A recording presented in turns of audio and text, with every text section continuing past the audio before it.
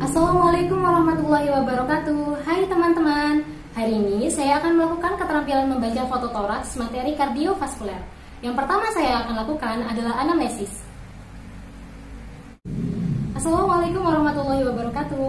Selamat siang Ibu, perkenalkan saya Heni Noviantika, saya yang bertugas pada siang hari ini. Hari ini saya akan melakukan dan pengecekan foto toraks pada organ kardiovaskuler. Apakah Ibu bersedia? Baiklah, dengan Ibu siapa? Umur berapa ya Bu? Alamatnya di mana Ibu? Yang pertama yaitu marker pada foto toraks. Kita tentukan right and left, dan kita tentukan dextra, sinistra atau kanan dan kiri. Kita pasang foto toraks pada light box, pura-puranya ada. Kemudian proyeksi atau posisi pada PA, postero anterior.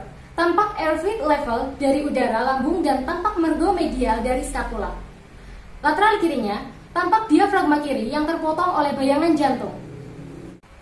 Kemudian, sertakan identitas pasien, nama, umur, alamat, pekerjaan, dan sertakan tanggal pemeriksaan. Kemudian kita lihat cardiac waist atau pinggang jantung, apakah lurus atau menonjol.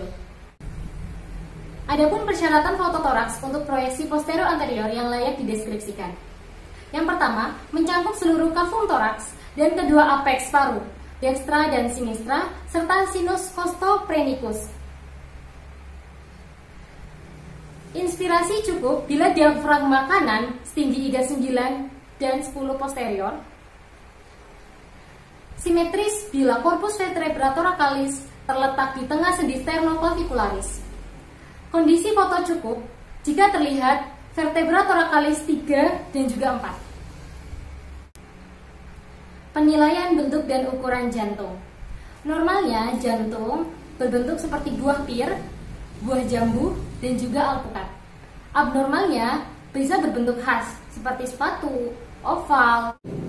Adapun untuk mengukur indeks jantung atau cardiac index atau yang kita sebut dengan CL, yang pertama tentukan diameter transversal jantung yaitu T1 ditambah dengan T2 dibagi dengan diameter transversal toraks bagian dalam yaitu DT1 dikali 100%. Normalnya orang dewasa ketika X yang dihasilkan atau CL kurang dari atau sama dengan 50%. Tetapi kalau ada kelainan kardiomegali, X-nya itu melebihi 50%.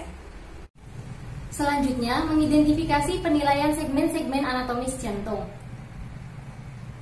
Kita lihat T1, yaitu batas kanan yang dibentuk oleh atrium kanan dan aorta ascendens. Kemudian batas kirinya, aorta knob dan juga pinggang jantung agak cekung karena adanya conus pulmonalis. Ventrikel kanan terletak di belakang osternum pada foto toraks posisi lateral kiri.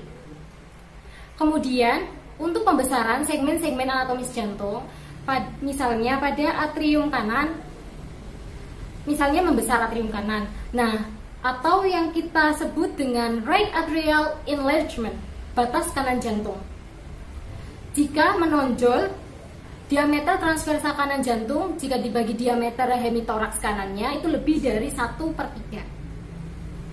Dan atrium kiri jika membesar atau yang disebut dengan left atrial enlargement itu terdapat yang namanya kontur ganda. Selanjutnya, jika ventrikel kanan membesar atau right ventricular enlargement, maka jantung melebar ke kiri dengan apex yang terangkat dan conus pulmonalis akan menonjol. Dan retrosternal clear space akan menyempit.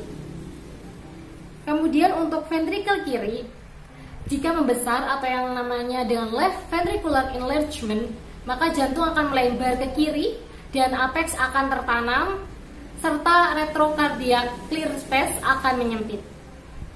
Selanjutnya yaitu mengukur aorta atau knob aorta. Dikatakan normal atau tidak normal.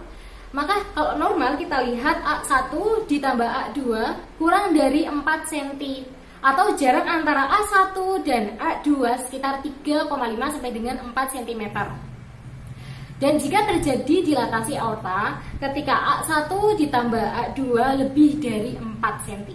atau yang kita sebut dengan aorta knob.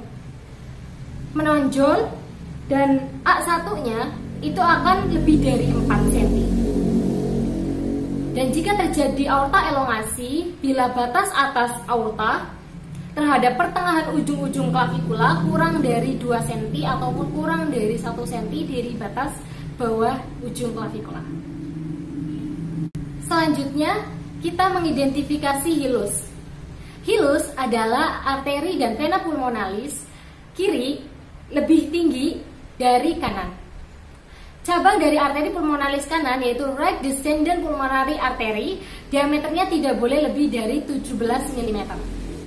Selanjutnya mengidentifikasi vaskuler paru atau corak paru. Dikatakan normal atau tidak normal. Dikatakan normal jika arteri pulmonalis kanan terlihat pada hilus kanan dan juga kiri, bercabang-cabang ke perifer paru. Makin lama makin kecil secara bertahap. Dengan perbandingan diameter antara arteri di hilus dan perifernya itu 5:1. Selanjutnya, adapun jika corak vaskuler paru meningkat, maka vaskuler paru suprahilar kanan kiri bertambah dan bisa melebar karena ada pembuluh darah arteri akibat vena-vena yang terbendung. Vena-vena pulmonalis tampak sekitar hilus, bentuknya bisa pendek dan juga lebar. Dan untuk corak vaskuler yang menurun, selanjutnya, dan untuk corak vaskuler paru yang menurun, maka cirinya adalah vaskuler paru tampak berkurang dibandingkan normal. Selanjutnya adalah penilaian parenkim paru dan sinus costophrenicus.